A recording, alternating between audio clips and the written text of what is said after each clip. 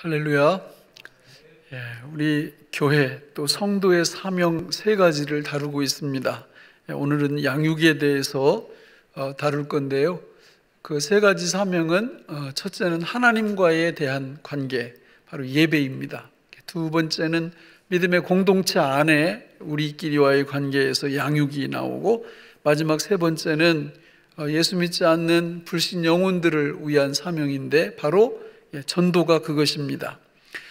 사명을 감당하면 의무와 달리 기쁨이 있죠. 또 생명의 역사를 누립니다.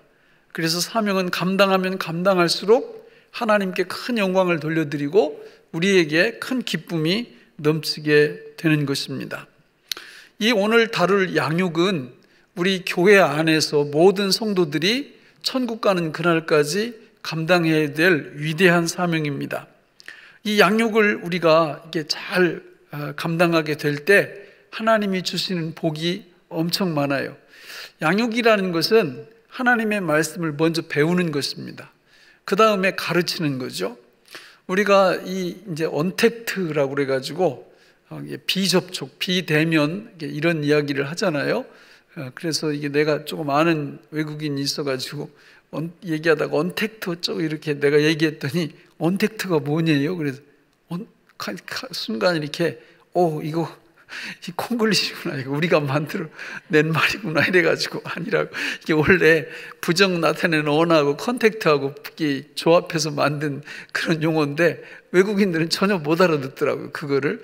그래가지고 이게 이 비대면 세계 속에서 우리 학부형들이 아니 우리 아이들 교회도 못 가고 참 야단났다 이러는데, 아니 우리가 사실 평상시에 이 양육을 정상적으로 잘 수행을 했으면 사실 별 문제 없어요. 왜냐하면 하나님 말씀 같이 예배 시간에 배운 거를 나누면 되잖아요. 이 양육이 어떤 건데 이 양육을 통해서 하나님이 이런 복을 주신다고 아이들하고 같이 주고받고 집에서 이렇게 하면 되는 겁니다.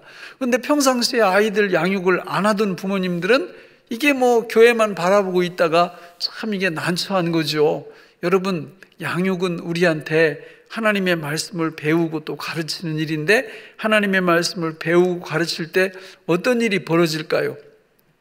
실제로 이 양육을 받는 것과 가르치는 일은 둘이 아니라 하나입니다. 그러니까 이게 만약에 내가 우리 아이들한테 하나님의 말씀을 양육한다고 할 때 모르면 못 가르치는 거예요. 근데 이거를 가르치다 보면 내가 뭘 모르고 있구나, 혹은 뭘 알고 있구나, 이런 걸 정확히 알 수 있는 거죠. 내가 주일학교 교사로서 또 구역장으로서 하나님 말씀을 가르칠 때 이게 내가 뭘 모르고 뭘 알고 하는 거를 그때 다 발견이 돼요. 그래서 가르치기 전에 내가 점검을 해보면 이 부분은 내가 모르고 이 부분은 아는구나 라는 거를 알고 거기서 더 잘 배울 수가 있게 되는 거죠. 요한복음 17장 3절에 보면 하나님의 말씀을 배우면서 우리가 얻는 축복이 있어요. 같이 읽어볼까요? 시작. 영생은 곧 유일하신 참 하나님과 그가 보내신 자 예수 그리스도를 아는 것이니이다. 영생을 정의하고 있는데 바로 하나님과 그의 보내신 자 예수 그리스도를 아는 것이다. 그래서 양육을 하다 보면 영생을 누리는 거예요. 이게 최고의 축복이죠. 양육을 받다 보면 영생을 누리는 겁니다. 최고의 축복을 받게 되는 것이죠.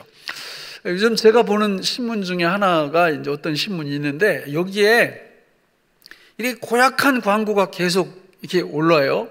그게 뭐냐면 어떤 사람이 개인적으로 하는 광고인데, 교회에서 성경을 너무 어렵게 가르쳐서 사실 성경은 그게 아니고 성경은 아주 쉬운 거다. 근데 교회에서 너무 어렵게 가르친다 그러면서 자기 핸드폰 번호를 이렇게 적어놨어요. 전화를 한번 할까 말까 하다가 그냥 시간 낭비 같아서 이제 안 했죠. 근데 여러분, 그렇게 말하면 거의 그 사람은 이단 아니면 상당히 잘못된 사람이에요. 성경을 그렇게 매도하면 안 됩니다. 성경은 쉬운 부분이 분명히 있어요. 누구나 봐도 이게 그런 뜻이다 하는 게 있어요. 그런가 하면 성경은 어려운 부분도 어마어마하게 많이 있습니다. 저는 지금까지 거의 수십 년 동안 성경을 연구해 오고 이렇게 하고 오는데도 성경은 두 가지, 하나는 쉬운 게 있고 하나는 진짜 어려운 게 많다, 이렇게 정답이거든요. 근데 어려운 거 하나도 없고 다 쉽다 이렇게 말하면 성경을 아주 우습게 보는 거지요. 대신 성경은 공부하면 공부할수록 우리한테 영생을 주기 때문에 참 기쁨이 와요. 그래서 공부하면 공부할수록 매력이 있고요, 더 열심히 공부하고 싶고 더 파고들고 싶은 마음을 우리에게 준다라는 겁니다. 우리가 이 성경 양육을 정말 열심히 해야 되는데, 교회가, 성도가 이걸 안 하면 어떻게 되냐? 간단합니다. 우리가 기본적으로 갖고 있는 에너지가 있어요. 근데 이 에너지를 하나님이 주신 사명에 투자를 않고 엉뚱한 데에 투자를 합니다. 그 엉뚱한 데가 뭘까요? 제가 보니까 싸움하는 거예요. 싸움. 그러니까 이 교회가 사명을 감당 안 하잖아요. 특별히 말씀 배우는 일에, 말씀 가르치는 일에 열심을 안 내면 자기들끼리 싸움을 엄청 잘합니다. 주로 영양가 없는 싸움. 그래서 막 안에서 안 되니까 어디까지 가서 싸워요? 세상 법정에까지 가가지고 막 네가 옳다 내가 옳다 이러고 앉아 있어요. 지금 그럴 시간이 아닌데. 이게 너무 안타깝죠. 성경을 양육받지 않고 양육하지 않으면 어떤 일들이 계속 벌어집니까? 미신에 빠집니다. 미신. 그러니까 그 성도들인데 말이죠, 하나님 앞에서 바르게 하나님을 섬겨야 되지 않겠습니까? 성경에서 말씀하고 있는 내용처럼. 그런데 성경을 모르니까 미신에 빠져요. 중세 기독교처럼. 여러분, 중세가 어떤 시대예요? 사제들이 자기만 성경을 알아. 자기만 성경을 읽을 줄 알아요. 교인들은 어때요? 성경 아는 사람들이 별로 없어요. 그 자기들이 쓰는 말도 아닌 라틴어로 설교를 하고 라틴어로 성경 공부를 하니까 어떻게 공부를 할 수가 있겠어요? 그래도 미안했든지 그 유럽의 중세 때 지은 그 성당들을 가보면 벽에 벽화가 있어요. 천장에 그 그림들이 있습니다. 그게 다 뭐냐면 이게 성경 이야기를 그림으로 표현해 놓은 거예요. 그러니까 결국은 성도들이 교회에 오면 뭘 보는 거예요? 그게 뭐 어차피 사제가 하는 설교는 전혀 못 알아먹으니까 그림 보는 거예요. 그림 보고 이게 성경에 이런 내용이 나오는구나 쭉 이렇게. 이게 얼마나 안타깝습니까? 그렇게 성도들이 무지하니까 뭐예요? 뭘 팔았어요? 면죄부를 팔아요. 면죄부. 돈을 내면, 헌금을 하면 죄 용서를 받는다라는 면죄부를 팔아도 성도들이 반항을 못하는 거예요. 이게 어떻게 이런 일이 벌어질 수가 있겠습니까? 이거 다 왜 그런 거예요? 교회 안에서 사명인 양육을 안 하니까 그런 일들이 벌어지는 거죠. 양육을 해야 되는데, 양육을. 지금도 마찬가지예요. 어떤 데 가다 보니까 성당 앞에 이렇게 프랜카드가 붙어 있어요. 연옥에 있는 영혼들을 위한 기도회. 아니, 그게 도대체 뭐예요? 그럼 이 세상에 살 때 예수님 안 믿어도 된다는 거예요. 안 믿어도. 그냥 엉망으로 살아도 그 영혼이 큰 죄를 범하지 않고 지옥에만 안 갔으면 연옥에 가 있으니까 뒤에 남은 후손들이 열심히 기도하고 헌금하면 천국으로 옮겨준다는 이 말도 안 되는 이런 일들이 왜 벌어지는 겁니까? 성경 공부를 안 하니까, 양육을 안 하니까 이런 엄청난 일들이 벌어지고 있는 것입니다. 여러분, 성경 양육을 안 하면 진리와 비진리를 구분을 못해요. 미신에 빠지고 이단에 빠집니다. 지금 이단들이 얼마나 많아요. 이단들이. 정말 이단들이 없어질까요? 없어지지 않습니다. 왜냐하면 성경 양육을 엉망으로 하는 교회들이 많으면 그런 데 와가지고 우리가 잘 가르쳐 줄게, 우리가 기가 막힌 진리의 말씀 이러고 다 빼가는 겁니다. 근데 양육을 제대로 받으면 갔다도 금방 와. 왜? 아니, 뭘 가르치나 가만히 봤더니 예수님 말고 다른 구원자가 있다고 가르치니까 이거 가짜야 이러고 금방 올 수 있는데, 양육을 열심히 안 하니까 그 어떻게 이만희가 하나님이 될 수 있어요? 지금 감옥에 계셔. 예? 감옥에. 말도 안 되는 거예요. 죽지 않는데 그 사람 두고 봐요. 곧 죽을 테니까. 예? 이런 거짓말에 빠지는 이유가 교회가 양육을 제대로 안 하면 그런 잘못된 이단에 빠질 수밖에 없다라는 거죠. 양육을 제대로 안 하면요, 이 인생관, 가치관, 세계관 이런 걸 잘 몰라요. 인생이 어디로 와서 어디로 가는지 이런 거 잘 모릅니다. 여러분, 로마서 11장 36절에 보면 이런 말씀이 나와요. 같이 한번 읽어볼까요? 시작. 이는 만물이 주에게서 나오고 주로 말미암고 주에게로 돌아감이라. 그에게 영광이 세세에 있을지어다. 아멘. 가치관, 인생관, 세계관이 딱 저기 들어있잖아요. 우리가 어디서 나왔어요? 주에게서. 그분이 창조하셨고, 어떻게 내가 지금 살고 있어요? 호흡하고. 그분이 나를 붙잡고 있으니까 앞으로 우리 어디로 갈 거예요? 그분 앞으로 갈 겁니다. 이게 명료하잖아요. 명쾌하잖아요. 예? 그러니까 성경 말씀을 제대로 공부하면 내가 지금 어디서 왔고 어떻게 서 있고 어디로 갈 것인가, 이런 것들이 분명한데, 말씀이 양육을 받지 않고 가르치지 않으면 저런 걸 잘 모르는 거예요. 그래가지고 뭐 코로나가 이렇게 와요. 힘들죠. 다 같이 힘들어. 그런데 코로나 때문에 인류가 망합니까? 멸망하지 않아요. 코로나 때문에. 인류의 멸망은 우리 주 예수 그리스도께서 재림하실 때 모든 것들이 종료되고 완성되고 결정될 줄로 믿습니다. 여러분, 이 땅 위에 이단들도 없어지지 않을 거예요. 왜냐하면 성경에 그렇게 나와요. 성경에 하나님이 그렇게 말씀을 하셨다라는 거죠. 따라서 우리는 이 땅 위에서 살아갈 때 하나님의 말씀을 잘 양육해야 돼요. 잘 양육받아야 되고 양육해야 됩니다. 그 말씀이 오늘 본문에 아주 시원하게 설명되고 있는데, 우리 마태복음 28장 18절로 20절을 같이 한번 읽어보겠습니다. 시작. 예수께서 나와 말씀하여 이르시되 하늘과 땅의 모든 권세를 내게 주셨으니 그러므로 너희는 가서 모든 민족을 제자로 삼아 아버지와 아들과 성령의 이름으로 세례를 베풀고 내가 너희에게 분부한 모든 것을 가르쳐 지키게 하라. 볼지어다 내가 세상 끝날까지 너희와 항상 함께 있으리라 하시니라. 아멘. 자, 저 말씀에 보면 주제 동사가 있어요. 주동사가. 그게 뭐예요? 제자를 삼으라. 제자를 삼으라. 그게 주제고, 나머지 세 개가 쭉 나오는데 제자를 어떻게 삼는지를 설명하고 있습니다. 어떻게 제자를 삼아요? 첫째는 가서 뭐 할 건데요? 전도해야죠. 전도하면서 제자 삼는 거예요. 두 번째는 어떻게 제자를 삼는 거예요? 세례를 주고, 이건 교회를 세우라는 거예요. 교회를 세워서 예배 드리면서 제자를 삼으라, 그런 뜻이에요. 마지막 세 번째로는 어떻게 제자를 삼으라는 거예요? 가르쳐 지키게 함으로, 하나님의 말씀을 가르쳐 지키게 함으로 제자를 삼으라는 거예요. 양육하라는 거예요. 그래서 이 말씀은 지상명령이잖아요. 예수님이 승천하시면서 하신 귀한 말씀인데, 교회의 사명이 오롯이 이 안에 쏙 들어있는 겁니다. 너무 중요한 말씀이죠. 우리가 이 땅 위에서 왜 이 세 가지 사명, 예배와 양육과 전도의 사명을 감당해야 되냐? 제자 삼기 위해서 예수님이 말씀하신 최후의 명령이기 때문에, 지상 명령이기 때문에 이 말씀을 받들어서 우리가 교회의 목표 세 가지 사명을 잘 감당해 나가는 것입니다. 자, 이런 우리 모든 성도님들이 되시기를 주님의 이름으로 축원합니다. 자, 그렇다면 양육의 목표가 있어야 될 거예요. 우리가 하나님의 말씀을 열심히 공부해서 하나님 앞에서 멋진 예수 그리스도의 제자가 우리가 되려면 우리가 지향하는 목표가 있어야 되죠. 양육해서 도대체 어디에 이르러 가려고 그러는 거예요?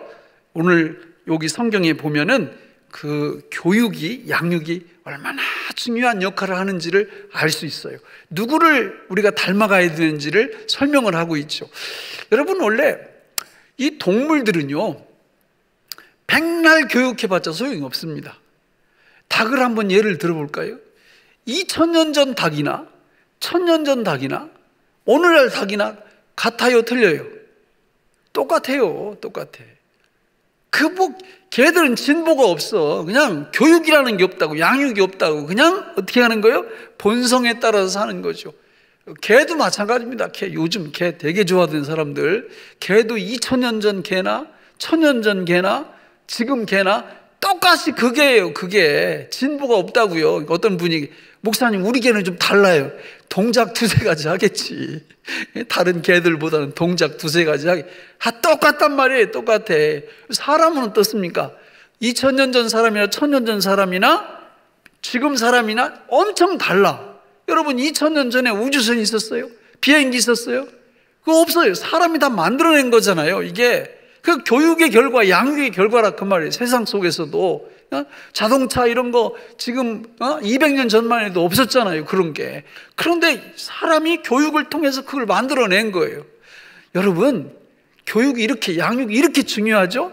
성경도 마찬가지입니다. 성경도 정말 하나님 앞에서 열심히 공부를 하면 사람이 엄청나게 달라져요. 어떻게 엄청나게 달라지냐? 양육의 목표가, 멋진 목표가 있기 때문에 달라지는 거예요. 성경에는 양육의 목표에 대해서 여기 로마서 8장 29절에서 이렇게 설명해요. 같이 읽어볼까요? 시작. 하나님이 미리 아신 자들을 또한 그 아들의 형상을 본받게 하기 위하여 미리 정하셨으니 이는 그로 많은 형제 중에서 맏아들이 되게 하려 하심이니라. 네, 하나님이 미리 아신 자들을 또한 그 아들의 형상을 본받게 하기 위하여. 그가 누굽니까? 그가 하나님 아버지. 아들은 누굽니까? 예수님. 예수님의 형상을 본받는 게 뭐의 목표다? 양육의 목표라는 거예요. 양육의 목표. 우리가 왜 성경으로 양육받고 양육해야 되는가?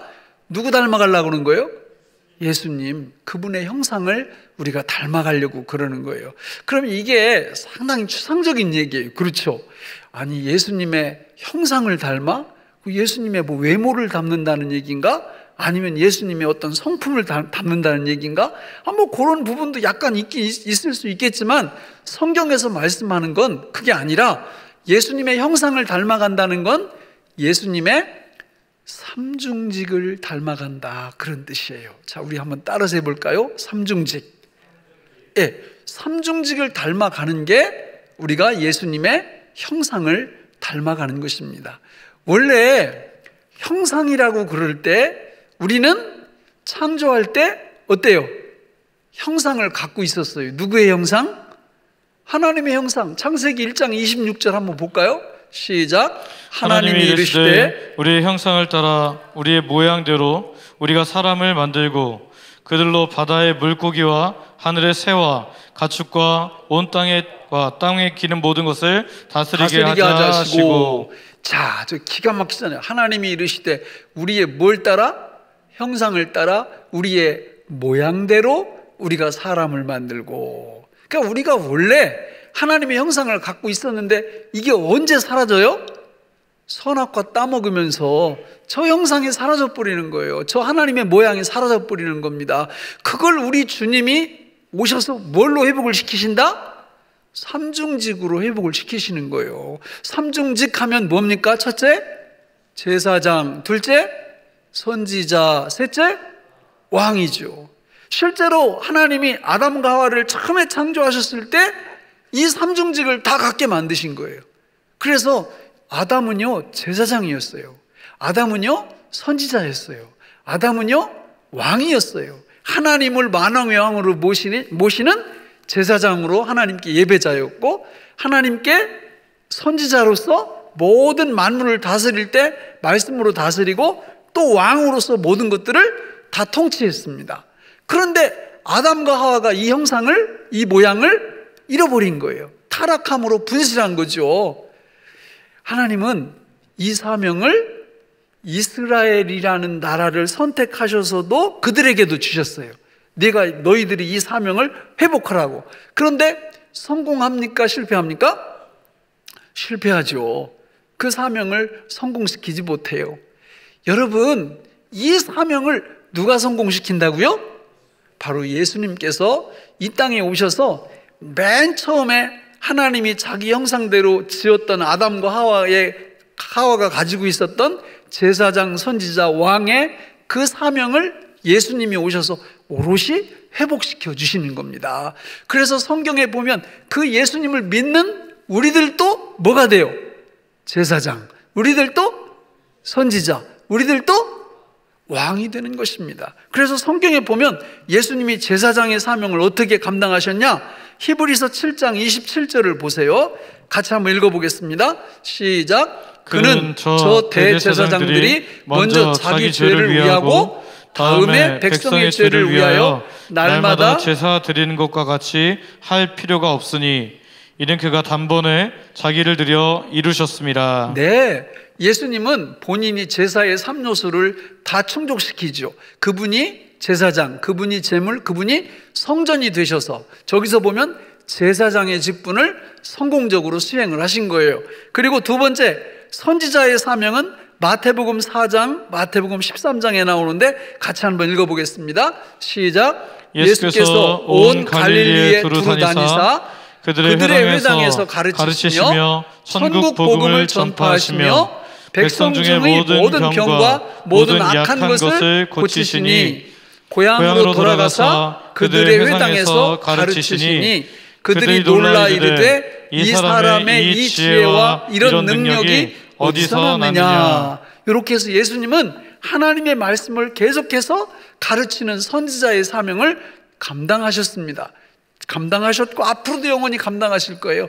제사장 직분도 감당하셨고 앞으로도 영원히 감당하실 겁니다. 마지막으로 왕의 사명은 마가복음 1장, 마가복음 9장에 나오는데 같이 한번 읽어보겠습니다. 시작.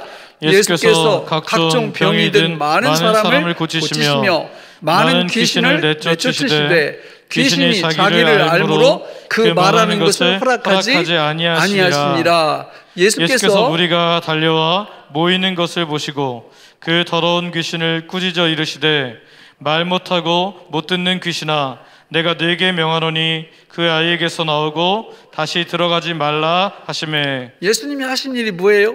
질병을 고쳐주시고 귀신을 내쫓으시는 일이에요. 이게 무슨 직분이라고요? 왕의 직분이에요. 왕. 이 세상의 권세 잡은 사단의 모든 권세를 박살을 내버리시고 예수님의 능력으로 왕권을 찾아오시는 그 일을, 왕권을 행사하시는 일을 실제적으로 행하고 계시는 모습이 저기 있는 거예요.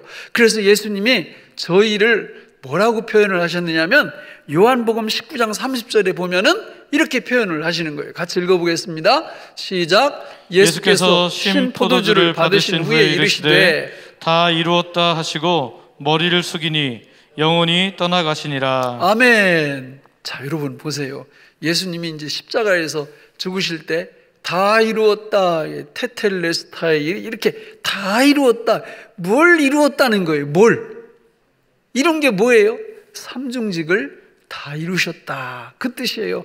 내가 제사장의 사역을 다 이루었다. 내가 선지자의 사역을 다 이루었다. 내가 왕의 사역을 다 이루었다. 그렇게 말씀을 하시는 겁니다. 따라서 오늘 저 예수님을 누구든지 믿기만 하면 오늘 우리도 누가 되는 거예요? 제사장. 우리도 선지자. 우리도 왕이 되는 겁니다. 할렐루야. 그런데 여러분이 기가 막힌 연관이 있어요. 우리는 마태복음 28장 18절로 20절에서 위대한 교회의 사명 3개가 그 안에 다 들어있다고, 오늘 다루는 양육의 사명, 지난주에 봤던 예배의 사명, 그 전에 봤던 전도의 사명이 다 들어있다고 그랬는데 예수님의 삼중직은 바로 교회의 사명과 그대로 일치합니다. 어떻게 일치돼요? 예수님이 제사장의 사명을 감당할 때 우리의 지금 무슨 사명과 같아요? 예배. 예수님이 선지자의 사명을 감당할 때 지금의 무슨 사명? 양육. 예수님이 왕권, 왕의 사명을 감당할 때 지금의 무슨 사명? 전도. 이것이 그대로 일치가 된다라는 거예요. 따라서 오늘 현대 교회가, 하나님의 백성들이 하나님이 주신 이 예배와 양육과 전도의 사명을 감당할 때 우리는 누구를 많이 닮아가게 돼 있어요? 점점 예수님을 점점 깊이 있게 닮아가게 되어 있다라는 겁니다. 자, 그러면 우리가 도대체 이 양육을 구체적으로 어떻게 해야 되냐? 간단하죠. 뭘 공부하면 되겠어요? 성경을 공부하면 되는 거예요. 성경을 공부하면 우리가 주로 뭘 배우겠어요? 뭘 배웁니까? 예수님이 요한복음 5장 39절에서 그랬거든요. 이 성경이 누구에 대한 거다? 나에 대한 거다. 모든 성경이 나에 대한 거다. 이렇게 예수님이 말씀을 하신 거예요. 그러면 거기서 구체적으로 나의 뭐에 대한 거다? 삼중직에 대한 거다. 그래서 우리는 성경 말씀을 공부하면 다른 거 배우는 게 아니에요. 주로 예수님의 삼중직에 초점을 딱 맞추어서 공부하게 되어 있고, 그걸 공부할 때 하나님의 뭐가 드러나요? 영광이 드러나는 것입니다. 영광의 종류를 말씀드릴 때 첫째, 본체적 영광, 둘째, 발산적 영광, 셋째, 효과적 영광, 이런 거 우리가 다 배웠잖아요. 하나님의 본체적 영광이 드러나는 발산적 영광은 우리가 성경을 공부할 때 그것이 드러나기 때문에 그 자체가 우리 하나님 앞에 영광을 돌리게 된다라는 겁니다. 하나님의 말씀을 우리가 열심히 공부하게 될 때 예수 그리스도, 특별히 그분의 삼중직에 대한 모든 것들이 드러날 때 하나님이 영광 받으시고 우리에게 영생의 기쁨, 영생의 능력, 영생의 양식이 우리한테 공급되어지는 것이죠. 이런 축복을 받으시기를 주님의 이름으로 축원합니다. 자, 그런데 성경은요, 이게 뭐 20페이지짜리 한 권이 아니에요. 20페이지짜리가 아니라 성경은 자그마치 장수로 몇 장이에요? 1189장. 그리고 권수로는 66권. 그래서 이거를 공부하려면 어떻게 공부해야 되냐면, 공부하는 요령, 방법을 우리 믿음의 선배들이 수천 년 동안 만들어 놨어요. 그래서 우리는 그 방법대로만 성경을 다 공부하면 예수님에 대해서, 예수님의 삼중직에 대해서 잘 공부할 수가 있고, 그걸 통하여 영광 돌리고 우리에게 큰 영생의 기쁨을 누릴 수가 있는 것이지요. 자, 그러면 그 공부하는 방법은 세 가지인데요. 첫째는 구속사적으로 배우는 방법이 있어요, 이 성경 66권을. 두 번째는 교리적으로 양육하는 방법이 있어요. 세 번째는 장르별로 공부하는 방법이 있습니다. 우리 목회자들이 설교할 때는 이 세 가지를 다 섞어서 하는 거예요. 섞어서. 근데 이제 따로 나눠서 할 필요도 있어요. 이제 우리가 대그룹 예배를 드리고 소그룹 모임을 가질 때, 이런 때 이제 따로 이렇게 떼서 할 수 있는데, 그러면 구속사적 양육은 어떻게 하는 거냐? 원래 성경이 구원의 역사라 그런 뜻이에요. 성경이 구원의 역사다. 근데 아까도 말씀드렸지만 구속사라고 그러면 네 가지로 나뉘어지거든요. 창조, 타락, 구원, 완성, 이렇게 이루어져요. 구속사 그러면 창조, 타락, 구원 혹은 구속, 완성, 이렇게 된단 말이죠. 근데 왜 구속사라고 부르느냐? 이거를요, 성경을 분리를 해보면 창조는 창세기 1장 2장이에요. 타락은 창세기 3장이에요. 그리고 저 뒤에 완성은 요한계시록 21장 22장이에요. 이 세 가지를 다 합하면 다 몇 장이에요? 5장이잖아요. 성경 몇 장이라고 그랬어요? 1189장 빼기 5 하면 1184장이 다 뭐에 대한 얘기예요? 구원에 대한 얘기예요. 구속에 대한 얘기. 그래서 구속사적 성경 연구 그러면 창조, 타락, 구원, 완성, 이렇게 요런 방법으로 하는데 핵심은 구속사예요. 구속사. 성경의 모든 거의 5장 빼고 나머지는 구원을 다루는 그런 성경이기 때문에 우리가 그냥 구속사적으로 연구를 한다. 이 네 가지 관점에서 이렇게 얘기를 하는 거예요. 자, 교리적인 양육은 뭐냐? 사람들이요, 교리 그러면 고개를 절레절레 흔드는 분들이 있어요. 아이고, 뭐 교리 딱딱하게. 그 말이 안 돼요. 왜냐하면 교리라는 말은 다른 말로 얘기하면 주제라는 뜻이에요. 주제.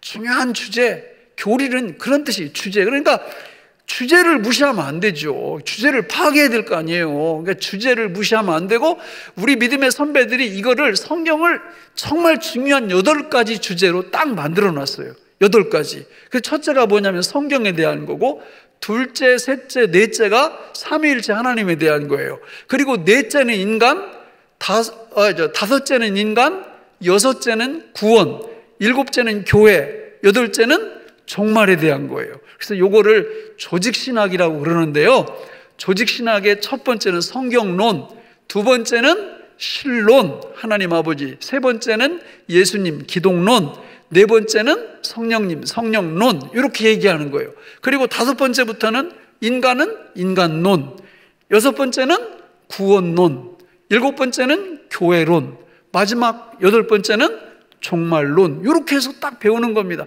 이게 제가 앞으로 이게 이제 같이 모일 수 있으면 말씀 기도학교 이름을 이렇게 좀 바꿨으면 좋겠어요. 교리학교라고 하든지 무슨 예수 대학이라고 하든지 성경 대학이라고 하든지 해서 이 교리 8권을 좀 이거를 아주 그 체계 있게 재미있게 은혜가 넘치게 우리가 공부를 좀 이렇게 양육을 했으면 좋겠어요. 주일학교도 마찬가지고.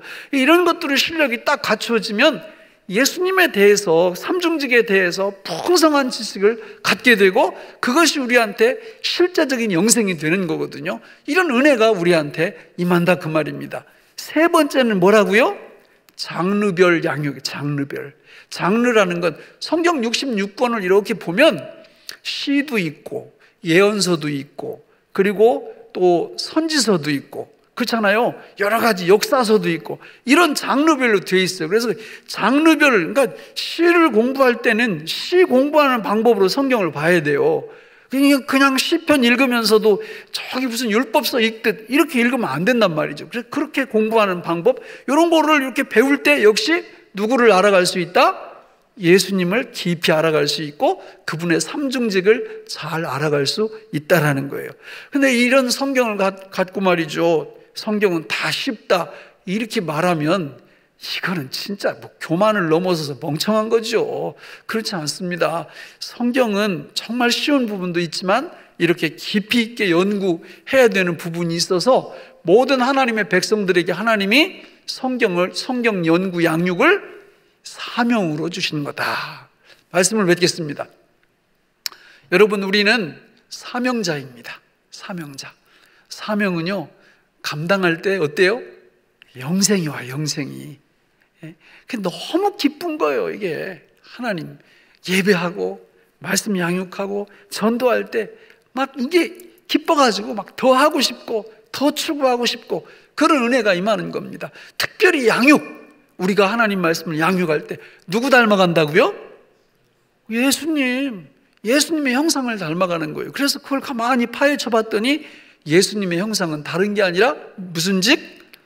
삼중직이에요. 삼중직. 그게 예수님의 형상이에요. 삼중직. 예수님은 제사장, 예수님은 선지자, 예수님은 왕이고 그 예수님을 믿고 양육을 잘할 때 우리가 뭐가 된다?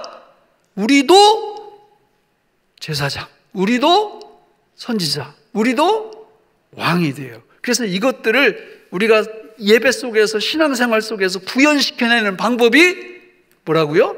예배요, 양육이요, 전도가 되는 것입니다. 자, 그래서 이런 놀라운 넘치는 은혜의 삶을 이 땅에서 영원토록, 영원까지 살아가시기를 예수님의 이름으로 축원합니다. 기도하겠습니다. 하나님 아버지, 오늘 우리에게 주신 이 말씀이 생명의 양식이 되게 하여 주옵소서.